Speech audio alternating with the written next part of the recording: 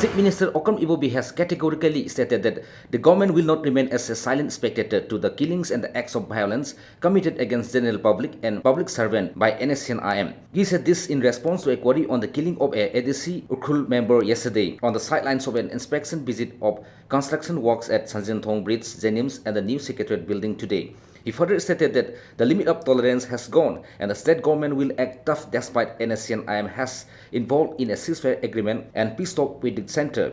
Yesterday itself, more than 200 commandos and the 600 MR and the IRB personnel have been rushed to the site of the incident and operation has been conducted. During the operation, 7 suspected NSCN-IM cadres have been rounded up and a temporary camp has been busted.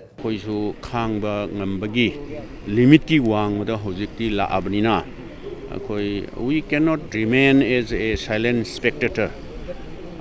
They should have to be understand there is law. To a question whether government can keep the promise of completing the construction of the Sanjinthong Bridge before Shanghai Festival 2014, he said many construction materials have been refabricated after importing from the United Kingdom. However, he replied that government is working hardly to meet the deadline. UK the company do agreement tawre tha humari sangani hai adu makhagi du di asom site du di 59 thangda di pile phubal lore adu di kuiro.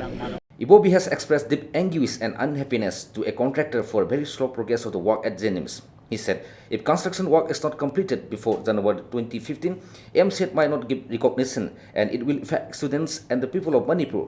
He also observed that government will try its best to complete at least all the structures within 2015.